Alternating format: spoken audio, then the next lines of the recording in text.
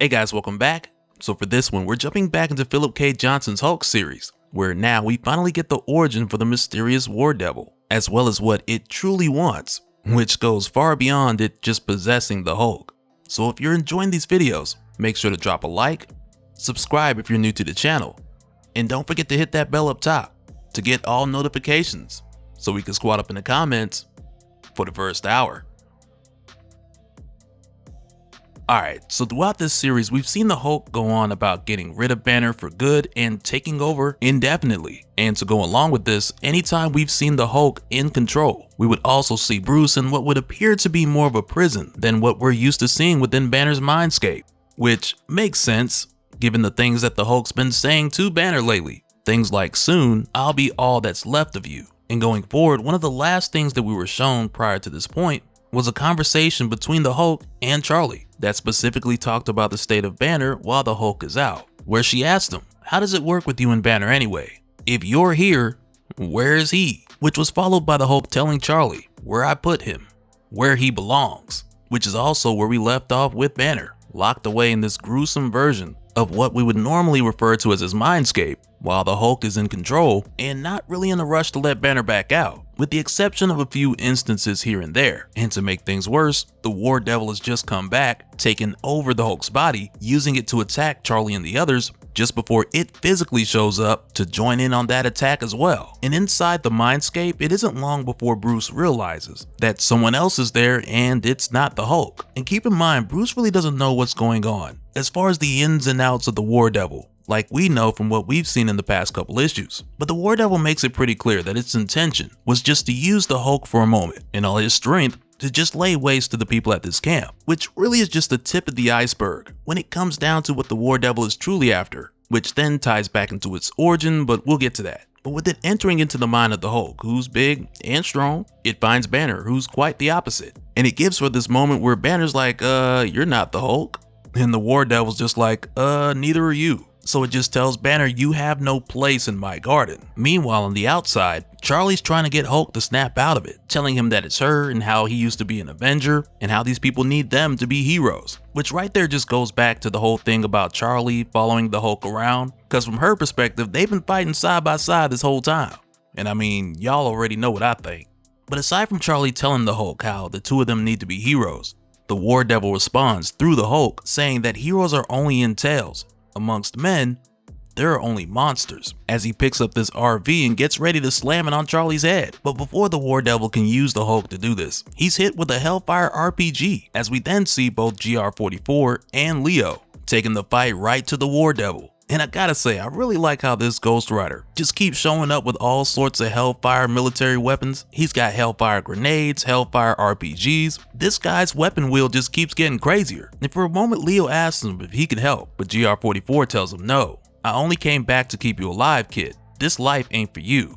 Not ever. Which right there, that just refers back to the special thing about Leo that we talked about during our coverage of issue 6, which we'll learn a bit more about in a few. But before that, when we go back to the Mindscape, where Banner's being chased by the War Devil, we see him telling Banner, no escape, little locust. The brute may have been your vessel, but now he is mine. As we see Banner try to get away by jumping into the ribcage of a nearby corpse, which soon after gets up, with the voice of the Hulk coming out of it saying, stupid, not Banner's place, not your place, mine, get out. Because if you notice, the War Devil, he's trying to do what the Hulk has already started doing. Because in the Hulk's own way, he's been chasing Banner down and tormenting him and telling him how he can't hide, with the same agenda of getting rid of Banner as soon as he figures out how, while on the outside using the Hulk's body to do whatever he wants. And it just has the Hulk like, no, I'm not letting Banner do this anymore, and you got me messed up. You think I'm gonna let you walk up in here and take both the Mindscape and the body?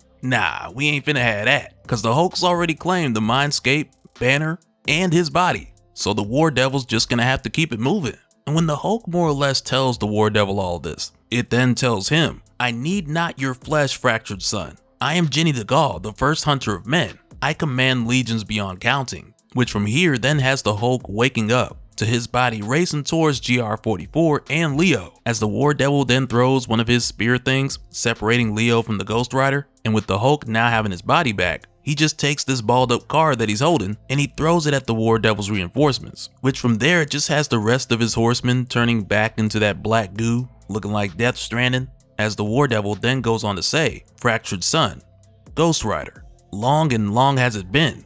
No matter, I was there when the first living man entered my garden. I will see the last of you dead at each other's hand," as the War Devil then forms itself into this huge monstrosity, which in a way seems to be like a testament to how many people the War Devil has taken, because in issue 8 we do get a bit of a rundown to the history of the War Devil and why it hates mankind so much, because many years back in Africa, Jenny de Gaulle was just a meek and gentle spirit without form, full of love for all things that grow. And then when man showed up, cutting down trees and making spears out of them, creating tools to change the land, and hunting the wildlife, eventually Jenny de Gaulle attacked one of the hunters and used their body to hunt the other hunters, which is what this creature means by being the first hunter of men. And it was from that point forward when this creature initially took its physical form, which was soon after followed by people giving it a name, to where the most prominent one has been the War Devil. And we're also told how a number of hunters from different tribes came together to stop the War Devil, and they initially did, but because these hunters were covered in Jenny de Gaulle's blood, they were eventually overtaken with bloodlust, to where these hunters became warriors, hunters of men. Which from there, going back to the whole War Devil title, this creature's goal is to eradicate all of mankind until the last 2 warriors lie dead at each other's feet. And for every life that Jenny de Gaulle has taken over time, they've all made him greater and more monstrous, to where now there's very little of that spirit or that first hunter still there, which really just explains how there's so much of this black ooze or Death Stranding juice, whatever you want to call it, that's accumulated over time, with it evolving from every kill. Because for the War Devil, much like the Swamp Witch in Brother Deep, we really just have a general telling of the backstory, which I guess is all we really need. But I also like how Philip K. Johnson decided to be very original with a lot of these creatures that are showing up in the Hulk series, because the mystery just gives it a whole nother tone. But right here with the War Devil going supersize, both Hulk and GR44 take the fight straight to him, with GR44 bringing out the chains and the hellfire, as Hulk runs up on him and gets knocked away by the tusks. But rather quickly they notice individually they're not getting anywhere, so Hulk is just like, "Ryder, chains." So GR44 tosses him a chain. And I gotta admit, the way that the Hulk wraps it around his forearm, for me, just seeing that, the first thing I'm thinking is God of War. And to take it a step further, it doesn't help that the Hulk just jumps through the War Devil's mouth and out the back of its head, while the Rider's down on the ground doing circles around one of its legs. And together they just do this cinematic takedown, with the Hulk landing on the ground, pulling the chain, and taking the War Devil's head clean off. Which right there, to me, just feels like a Kratos boss battle. Just saying. But as the War Devil fades away, it tells the Hulk, "Eldest will have you, Fractured Son. Your flesh is the key, and is hers by right. By eldest hand, the Mother of Horrors will return, and she will grant me vengeance upon all mankind." Which again, just goes back to the reason why all these monsters are hunting the Hulk. But after this, the War Devil's defeated, so he just fades away. So the Hulk asks GR44, "Why not you? Aren't you one of the eldest too?" And the Rider tells him, "I heard her call, sure, but I was a Ghost Rider. Disobedience is our whole thing. Besides, something else brought me back. Something that needs that kid safe. That's all it cares about. It says that in the world where he dies, everything goes wrong. So I won't let him.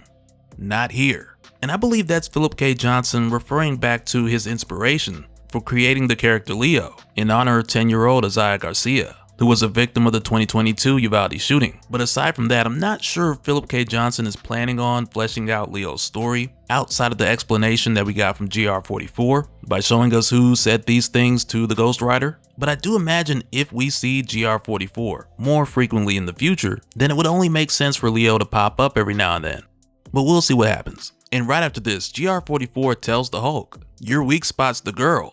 If the eldest don't get that yet, she will soon. And she'll try to get to you through the girl. So keep her safe, Hulk, because in the end, she'll be the one that matters." Which right there is definitely some foreshadowing. Because if you think of the whole issue of the Hulk wanting to get rid of Banner for good, in a lot of ways it sounds like what the Hulk has wanted for the longest time, which is to be left alone, which now includes Banner. And for the Hulk to meet Charlie while he's in that headspace and begin to get attached to the kid, it sounds like it's leading to a point where the Hulk is going to have to choose between what he wants and really deserves for himself, but he's going to have to choose between the two, between himself or someone he's grown to care about. And I mean, that's just what I'm thinking at this point. Maybe it goes in a whole nother direction. Let me know what you guys think down in the comments.